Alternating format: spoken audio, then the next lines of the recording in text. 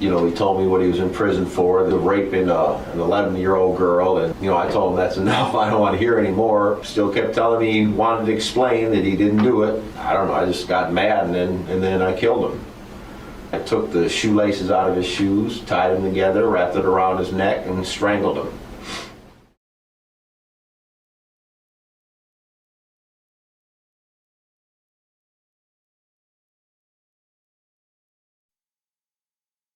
All right, I guess he decided to clear his conscience or something, but, you know, he told me what he was in prison for, that he had, you know, was accused of raping an 11-year-old girl, and he got 25 to life for it, and, you know, I told him that's enough, I don't want to hear anymore. I first, you know, punched him a couple times.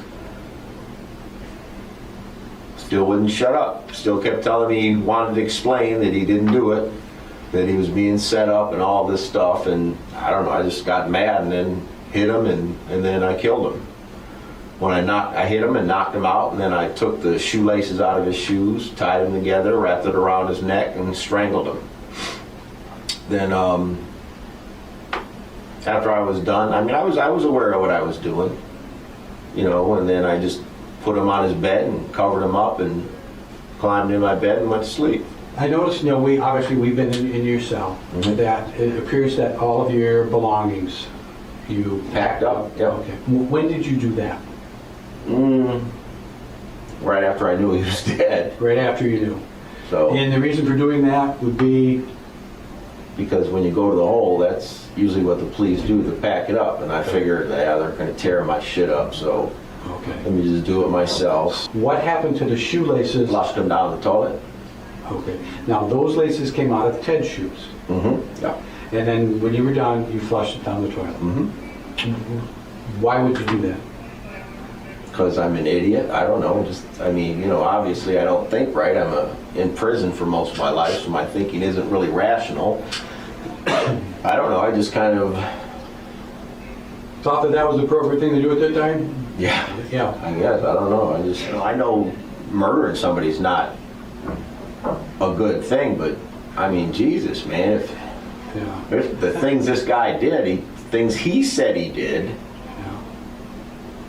I wouldn't want someone like that on the street. I do what's necessary. I do what some people won't. I mean, you guys are cops. You arrest people all the time for stuff that you wish you could shoot them in the face. I already know that. I'm not stupid. You know, I mean, I understand. There's crimes that shouldn't be committed. So, you know, I just don't have any empathy for people. So basically, what you did, you figure Ted got what he deserved. Ted got what he deserved. I believe that with all my heart. Okay. You know, I hit him a couple times, and I pulled the chair back and sat in the chair, and then he kind of got up posturing on me. You know, that's kind of like means, you know, he got up like, you know. So I was like, okay, you know, and then I caught him again, and when he went down, I was like, yeah, sucks to be you. I just don't think stabbing or shooting somebody's a little too impersonal. If you're gonna kill somebody, you might as well be personal about it, right?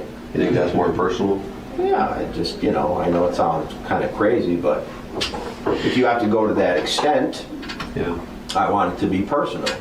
I don't like violence, but if I have to go to that extent, then I want it to be personal. Count of murder in the second degree. Guilty? Yes, sir. And doing so freely and voluntarily? Yes. Doing so because you are guilty? Yes, sir. All right. The reason I killed him was because he was a child molester. You did in fact kill him, Oh, sure. and you intended to kill him. Oh, sure, yes. Well, if it's all right, I'd like to tell you where it started. Go ahead. All right, well, he was my bunkie, and I had found out that he was in prison for child molestation, a really bad case. So that night he was trying to justify why he did it, and I just told him to be quiet, and he would have to leave in the morning to find a new cell. But he continued to talk about it and try to justify it, so he was a little bit bigger than me, so I got down and I hit him in his face a few times, and when he fell, I wrapped a cord around his neck and I took his life. Now, a little about Steven and the build-up to paedophile Theodore Dyer's murder that night. Steven, born 30th of June 1963, although labelled as a hero by many, for ending the life of a paedophile. He was actually far from it. He was already serving life without parole for the first-degree murder of his girlfriend back in 1991, Linda McLean, who he not only murdered but had also strangled her to death. Serving his life sentence at Ionia Correctional Facility in Michigan, United States, known as IMAX after its maximum security housing units, of which Steven and Theodore were both a part of, housing some of the worst murderers, rapists and paedophiles. Steven had actually been bunked with Theodore for a couple of months before the murder, but unlike a lot of prisoners, Steven had not interrogated Theodore on why he was locked up. He didn't even know he was a paedophile. But as all prisons go, word got around and Steven found out the truth. Steven had apparently warned the prison not to place him with a paedophile. Steven's attorney, James Gust, said that he had asked him to tell Theodore's family that he'd kept telling Michigan Department of Corrections personnel to not place him in a cell with a child molester because he would kill them. Now, Steven, as he said himself, is no hero. Steven is a bad guy, with a detailed criminal history beginning back in 1981, when he was just 18 years old. The first offence being unlawfully driving away an automobile. Then in 1983 his sentence was breaking and entering a building with intent. In 1989, larceny over $100, but then he completely upped the ante on his offences and committed the worst, most personal form of murder, when he strangled his then girlfriend Linda McLean, which Steven actually claimed at the time was an assisted suicide. Strangling is such an extreme, up-close and intense way of murdering someone, quite often prolonged. As you can imagine, strangling someone to death would not be a quick way of killing somebody, although, do not get me wrong, as temporary or permanent brain damage can occur in little as just 30 seconds, and brain death can occur in 4 to 5 minutes. But it is also an awfully slow and painful death, by the carotid arteries in the neck being blocked, depriving the brain of oxygen, and the jugular veins being blocked, preventing deoxygenated blood from exiting the brain, and closing off the airway, making breathing impossible, and much more. Steven remarked that killing Theodore with the shoelaces took a long time. When asked how many minutes, he said, "I don't know, it just seemed a long time," but also that he chose that form of murder because, if you have to go to that extent, I want it to be personal. He believed Theodore deserved to die, which I can imagine so many people would agree with that, and the majority of us all would never want a child molester on the streets. But Steven didn't just murder Theodore because he was a paedophile. He wanted to relive exactly what he went through back in 1991 when he murdered Linda. Think about it. Not only does he already know exactly how it feels to murder someone by manual strangulation, but he in fact chose that exact form of murder again, this time, because, in his own words, "I want it to be personal." Steven Sandison is no hero. Steven is a murderer and a psychopath. A psychopath shows persistent antisocial behaviour, bold, disinhibited and egotistical traits, and impaired empathy and remorse. Steven himself admitted that he felt no empathy for people. He also showed this back in 1991 by firstly murdering his girlfriend, but then even trying to claim it was an assisted suicide. Just shows no remorse or empathy from him. Theodore's body was left all night from between 10 p.m. to 12 a.m. before the daytime staff the next day would make their rounds, as Steven left him as if he was sleeping, because, as he would say, he was tired. Well, I can imagine from all the strangling and murdering he'd been doing, and, in his words, didn't want to deal with all of that at the time. He also reiterates throughout the interview how he wanted it to be personal. This was more than just killing a paedophile. That is a psychopath, not a hero. Now, Steven went on to do a radio interview on his friend's radio station, and honestly, it's very weird. I've cut a few places where he goes on about artwork that he makes, blah blah blah, but I've kept the majority of the interview or the call, however you would class this, just so you guys can all have a listen to it for yourselves. I'm not exactly sure the message he is trying to get across here. He goes from concern of other people's children and what may happen to them, to anger about what happened to himself, all along with playing down the cold-hearted murders he'd caused. It's a very strange little interview. He often refers to everyone listening as you people out there, which, to be honest, is probably the same as how I quite often refer to everyone collectively as guys, like, hi guys, not because I'm speaking to, as some may see the word as also men. Ever since I was a kid, I've always referred to like a group of people, whether it might be my family or friends, just as guys. Hi guys, hey guys.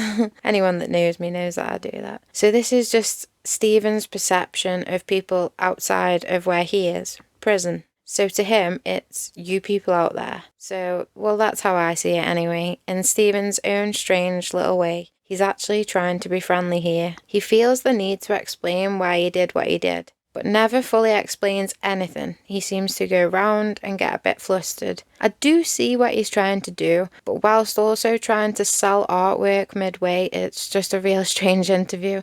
Just take a listen. And, like, pretend you're talking to the website people. Okay, tell me when. Right now. Okay. Hello, everybody. This is Steve Sandison. You're on the webpage that my very, very good friend Luke set up. I want y'all to know that this is legit because there's a few web pages out there that, for some reason, somebody seems to think that they're righteous enough to put it up for me. And I guess that's okay as long as it's doing what it should do. And what the web page should do is help you people out there realize what I've been through and what you need to watch out for. Because let me tell you something, darkness and evil is out there with you people, not in prison with me.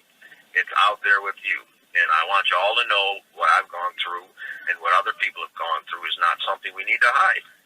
A lot of people want to know why I did what I did, why I killed this man and, many others, truthfully. And the reason is because of, I don't know, something inside of me as a child. I was horribly molested, to the fact of scarring, beyond, from the ages of 4 up to 12 and then beyond.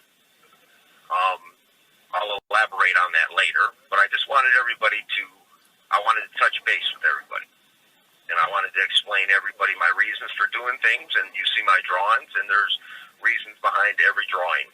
Right now I'm calling you from prison, actually, the Ionia Maximum Security Complex, where I'm housed after I murdered Mr. Dyer, if you can call him a mister, because I have no support out there in the family or friends or anything. But I just wanted to touch base with you people, and I wanted to let you know that you're not alone out there. The people that have gone through this, the people that have felt the darkness, that have traveled through the forest and come out the other side, you're not alone.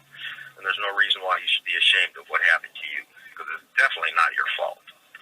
And I also don't want you to believe in that concept that everybody that was molested as a child goes out and molests other people. That's a lie.